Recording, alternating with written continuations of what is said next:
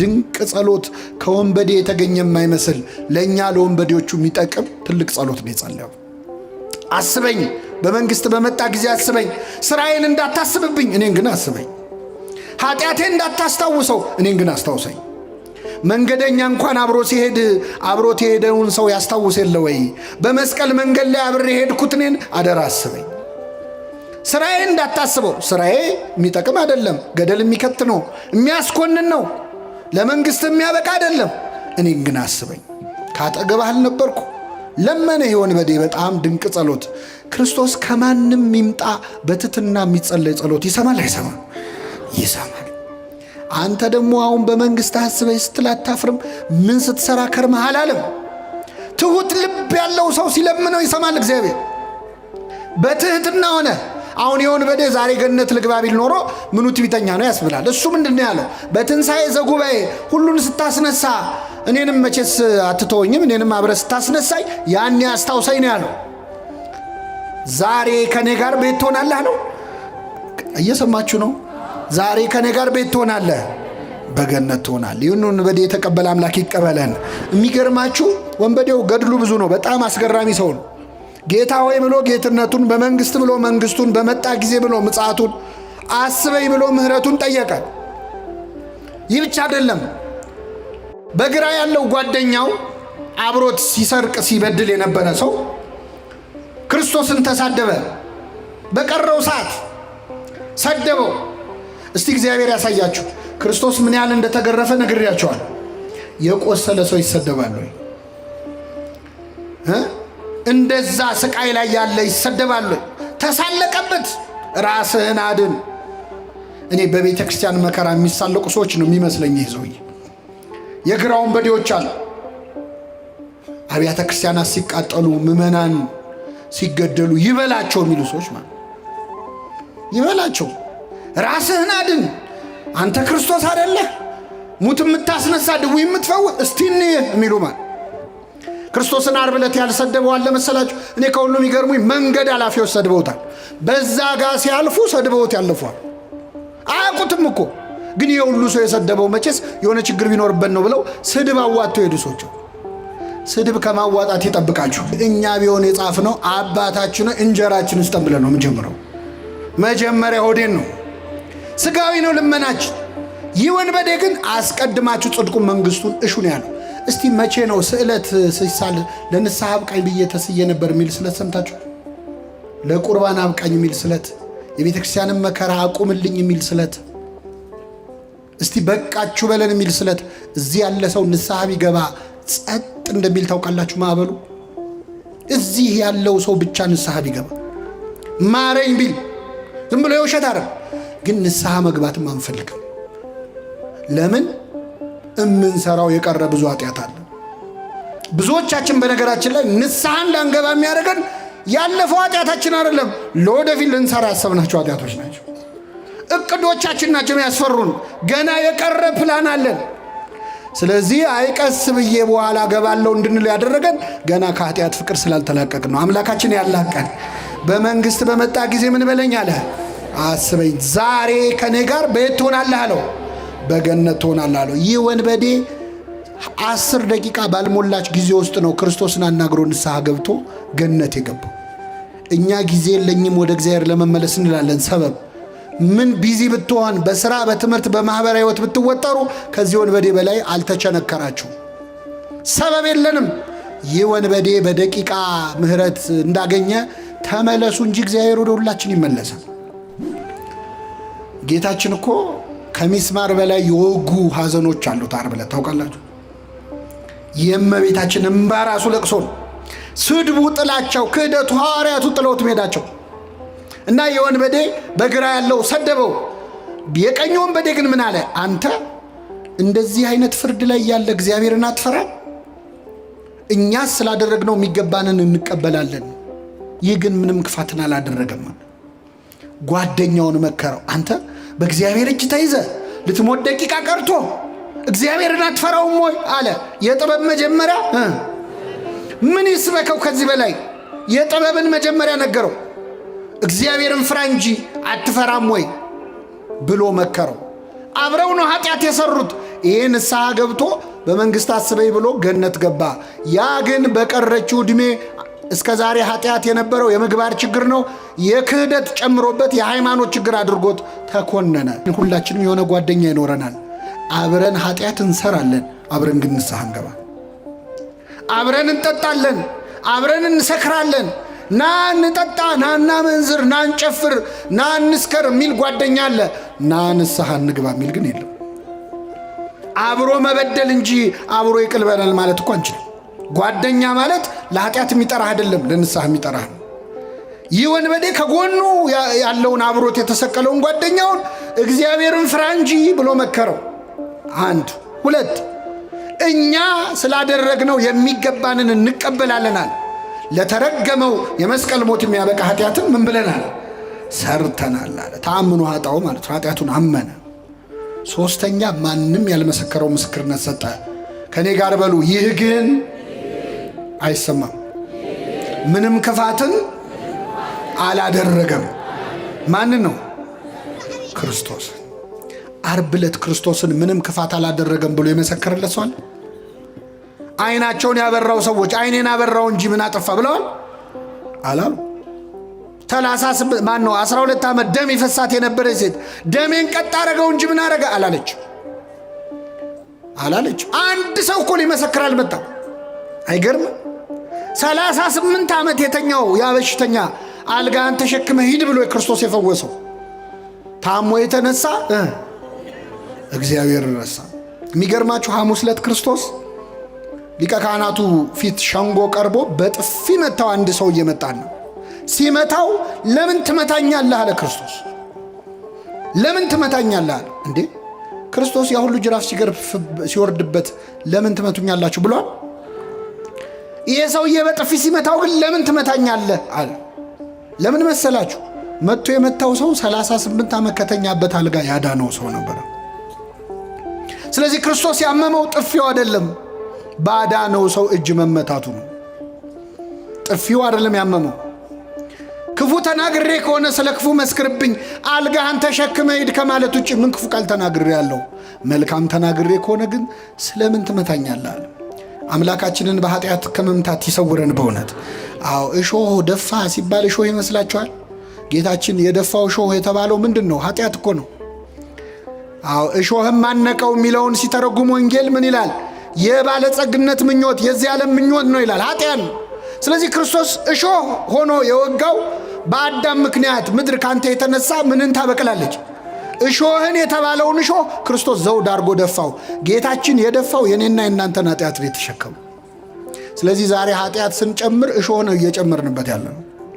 ዞረና ወደ ጌታው ጸለየ። ጌታው በመንግስት በመጣ ጊዜ ምን በለኝ አስበኝ። ምን አይነት ሰው ነው? አድነኝ እንኳን አላለም። ከመስቀሉ አውርደኝ፣ ችንካሬን ንቀለው አላለም። ችንካሬን አትንቀለው፣ ኃጢአቴን ግን ንቀለው። ኃጢአቴን ንቀልልኝ፣ ቁስሌን አትፈውሰው፣ ስርየት ግን ስጠኝ። ወደ ምድር አትመልሰኝ፣ ምድር ላይ ዕድሜን አትጨምረው፣ የሰማዩን አቅናልኝ፣ አስተካክልልኝ። አስቀድማችሁ ጽድቁንና መንግስቱን ፈልጉ፣ ሌላ ሁሉ ምን ይልላችኋል? ይጨመርላችሁ። ገብቶታል ይሆን? በዴ ምን አይነት ሰው ነው በእውነት? አስገራሚ ጸሎት ጸለየ። ይህን ጊዜ ጌታ ምን አለው?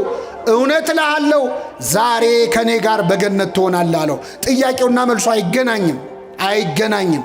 ወንበዴ የጠየቀው ምንድን ነው? በመንግስት በመጣ ጊዜ ምን በለኝ። ክርስቶስ የመለሰው በመንግስቴ በመጣው ጊዜ አስብሃለሁ አይደለም። መቼ ነው ያለው? አይሰማም። ዛሬ ከኔ ጋር በገነት ትሆናለህ አሉ። በጣም ይገርማል ቸርነቱ። አንድን ወንበዴ ገነት አስገባው። አንድን ወንበዴ። ስንት እኮ ቅዱሳን ሲኦል ውስጥ ቁጭ ብለው ካሁን መጥቶ ከሲኦል ያወጣናል ብለው እየጠበቁት እኮ ነው 5000 ዓመት ሙሉ። አንዱን ወንበዴ አስቀድሞ አስገባው። ጻድቃን ቁጭ ብለው ወንበዴውን አስቀደሙ። አቤት! አሁን ይሄ ታሪክ የተጻፈው ታምረ ማርያም ላይ ቢሆን ኖሮ ሰዎች ተረት ነው ይሉን ነበር። እንደው እናንተ አታፍሩም? እንደው በቃ እናንተ ተረት አያልቅም ብላችሁ ወንበዴ ገነት ገባ ትላላችሁ አታፍሩም ይሉን ነበር። ይህን ታሪክ ከገድል ከድርሳን ሰውሮ ወንጌል ላይ ያጻፈ አምላክ ስሙ የተመሰገነ ይሁን። ወንጌል ላይ ባይጻፍ ምን እንደሚሉን እናውቃል። እንዴት እስቲ አታፍሩም? አሁን አንድ ወንበዴ ገነት ገባ ስትሉ እኛ ልናፍር እንችላለን። እግዚአብሔር ግን አላፈረበትም፣ አስገባው። ከፈለገ በገንዘቡ የፈለገውን ማድረግ ይችላል አይችልም? በላዔ ሰብእ አሁን በጥርኝ ውሃ በትንሽ ውሃ ገነት ገባ ሲባል ደማቸው የሚፈላ ሰዎች እንዴት በትንሽ ውሃ ይላል? ውሃው በበርሜል መሆን ነበረበት። እግዚአብሔር በትንሹ ማዳን ይችላል አይችልም? በጥቂትም በብዙም ማዳን ለእግዚአብሔር አይቸግረውም ነው እና አስገባው። ግን ገርሞናል መቼስ የእግዚአብሔር ምሕረት እኮ በጣም ይገርማል። ለእኛ አይምሮ እኮ ይከብዳል። እኛ ለራሳችን እንኳ ይቅርታ እናደርግም። እሱ የሚምረንን ያህል እሱ የሚተውልንን ያህል እኛ እንተውም ለራሳችን። አንተ ራስን ይቅር ባትለው ራሱ እግዚአብሔር ይቅር ይልሃል፣ ይምርሃል። እና አንዳንዴ ምሕረቱ ከሰው አይምሮ በላይ ሆነና አይ እዚህ ጋማ ይበቃል እንላለን። እኛ እስከሆነ ልክ ስለሆነ ይቅር የምንለው እግዚአብሔርም እንደኛ እንዲሆን እንጠብቃለን። እሱ ግን እንደዛ አይደለም። እኛ ሰው ለመጥላት ሰበብ ነው የምንፈልገው፣ እግዚአብሔር ሰው ለመውደድ ሰበብ ነው የሚፈልገው። እኔ በምን ልቀየመው እያልን ነው እኛ መከራ የምናየው፣ እሱ ደግሞ በምን ልማረው ብሎ ነው መከራ የሚያየው። እንደውም አንዱ ባለቅኔ ምን አሉ መሰላቸው? ይህ ሰውዬ ዕድሜው ሙሉ ወንበዴ ነው አይደለ? ብዙ ነገር ሲሰርቅ ነው የኖረው። ባለቀ ሰዓት ምንድነው የሰረቀው ካላችሁ ገነትን። ምንን ሰረቀ? እዛው መስቀል ላይ። አይገርምም? እንደ ወንበዴ ነገር እኮ እዛ ጨረሰ። ኪሩብ እዛ ሰይፍ ይዞ ገነትን ይጠብቃል። እሱ ከባለቤቱ ጋር ተነጋግሮ ቁልፍ ተቀብሎ መጣ። ሲያየው ደነቀው። ግብረ ሕማማት ሲነበብ ሰምታችኋል? ቅዱስ ያዕቆብ ዘስሩግ እንዴት አድርጎ እንደጻፈው። አንተ ማነ አብርሃም ነህ እንዲህ ያለው ሲያየው፣ ያ እንግዳ ተቀባዩ አብርሃም ነው ወይ? ማ እኔ አለ የቀኝ ወንበዴ። እኔ እንግዳ ልቀበል፣ እንግዳ ካገኘው ሳልዘርፍ አልሸኝም ማለት። እንግዲያው አንተማ ዳዊት ነህ፣ አንተማ ገሌ ነህ እያለ የጻድቃንን ስም ጠራለት፣ ደረደረለት። አይደለውም። ታዲያ ማነ? እኔ ወንበዴ ነኝ፣ ሌባ ነኝ፣ ቀማኛ ነኝ። እንዴት መጣህ እዚህ? የእሳቱን ባህር እንዴት ተሻግረ መጣህ አለው። የክርስቶስን የደሙን ማህተም ሲያሳየው በልና ግባ አለው። የደሙን ማህተም ይዘን የማናልፈው በር አለ? የለም። አስገባው። ስጋውን ደሙን ተቀበሉ የሚባለው ለዚህ ነው። ስጋውና ደሙን ተቀብለን የማናልፈው በር የለም። ስጋዬን የሚበላ ደሜን የሚጠጣ ምን አለው ብሏል ክርስቶስ። ስጋውን ደሙን ተቀብለን የማንገባበት በር የለም። ገባ ይህ ወንበዴ እና አስደናቂ ምሕረት ለዚህ ወንበዴ አደረገለት። ልመናውና መልሱ ግን የተለያየ ነው። ዛሬ ከኔ ጋር ቤት ትሆናለህ። እግዚአብሔር ጥቂት ሲለምኑት ብዙ የሚሰጥ አምላክ ነው። በዕለተ ዓርብ ደግሞ ከሁለት ወንበዴዎች መሃል ተቆጥሮ እኛን ከጻድቃን ጋር አምላካችን ሊደምረን እሱ ከኃጢአተኞች ጋር ተቆጥሯል። ስለ እኛ ከኃጥአን ጋር የተቆጠረ አምላካችን እኛን ከጻድቃን ጋር ለመቆጠር ያብቃል። ክርስቶስ ስለ እኛ ተሰቅሏል፣ እርሱ ስለ እኔ ተሰቀሉ አላለም። ስለ እኛ ሞቷል፣ እርሱ ስለ እኔ ሙቱልኝ አላለም። እኔ ሞቻለሁ፣ እናንተ ለእኔ ኑሩ ነው ያለው ክርስቶስ። እኔ ስለ እናንተ ከኃጢአተኞች ጋር ተቆጥሬያለሁ፣ እስቲ እናንተ ለእኔ ብላችሁ ከኃጢአተኞች ቁጥር ውጡ ነው ያለው። እሱ ከሰካራሞች ጋር ተቆጥሯል፣ እናንተ ከስካር ውጡ። እሱ ከዘማውያን ጋር አብሮ በልቷል ጠጥቷል፣ እስቲ እናንተ ከዝሙት ለእኔ ብላችሁ ውጡ ነው ያለው እንጂ ሞቻለሁና ሙቱልኝ አላለም። ተሰቅያለሁና ተሰቀሉ አላለም። ስጋን ከክፉ ምኞቱና መሻቱ ጋር ስቀሉት ነው ያለው ቅዱስ ጳውሎስ እንዳለው ማለት። ሰሎሞን ጸሎት ጸለየ። ይገርማቸዋል። መጣና መቅደሱን ሰርቶ ተንበረከከ። ምን ብሎ ጸለየ መሰላችሁ? እንደው ጌታ ወይ ሌላ አይደለም ጥበብንና ማስተዋልን ስጠኝ አለ። ሲለው ምን አለ እግዚአብሔር? ሀብት አልለመንከኝም፣ ዝና አልለመንከኝም፣ ወይም ደግሞ ጠላቶቼን ድል የምነሳበት ኃይል ስጠኝ አላልክም።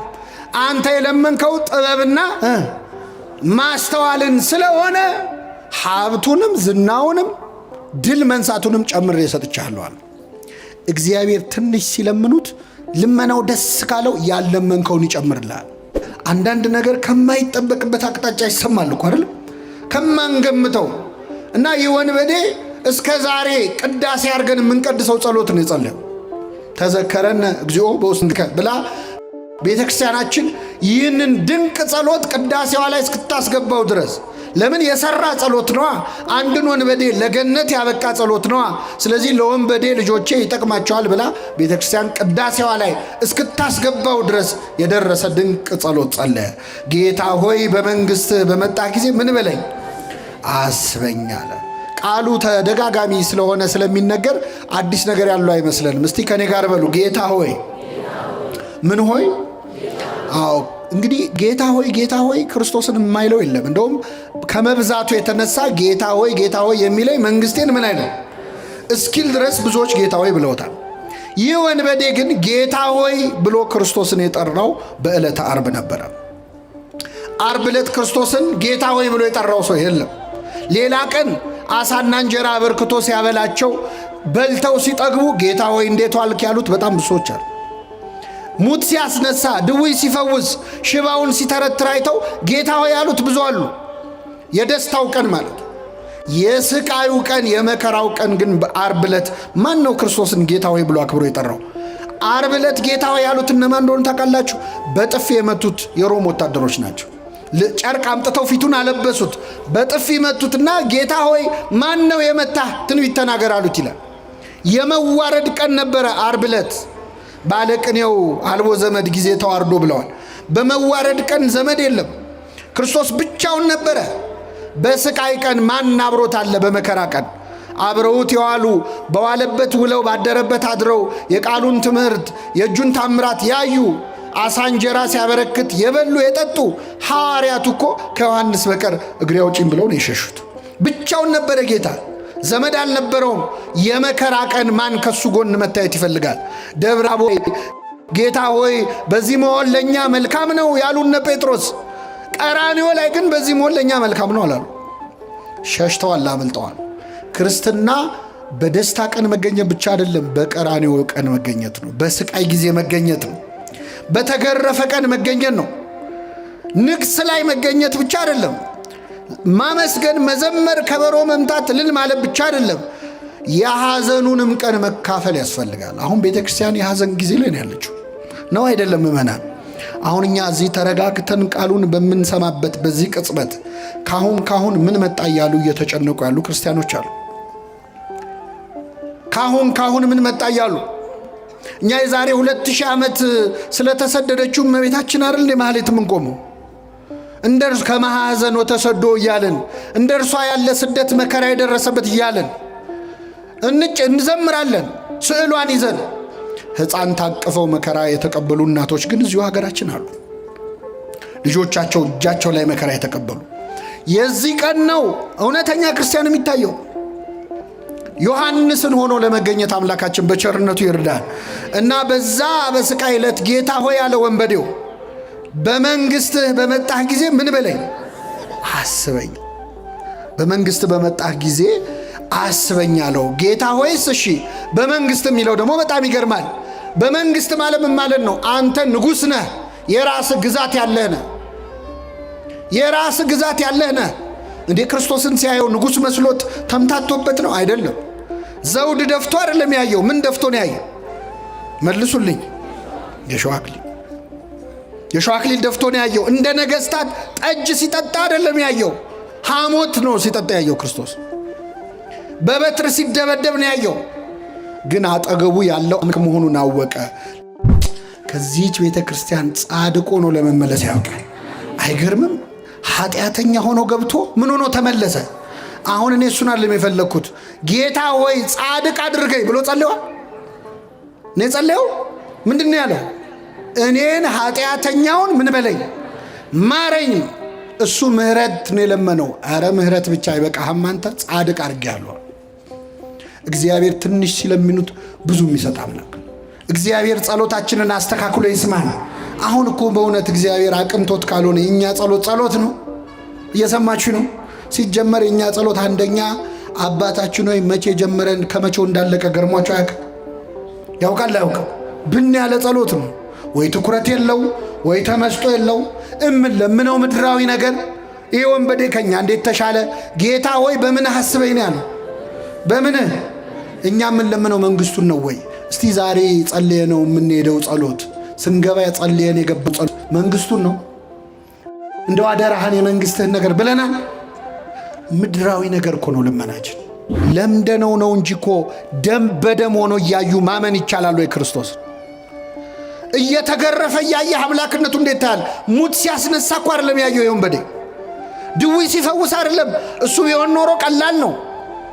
ሲያበላ ሲያጠጣ አይደለም እንዴ? ያበላ ያጠጣ ቀን እኮ ክርስቶስ አሳና እንጀራ አበርክቶ ያበላቸው ሰዎች ካላነገስን ብለውት እኮ ሸሽቶ ተራራ ላይ ወጥቶ እንዳመለጠ ታውቃላችሁ።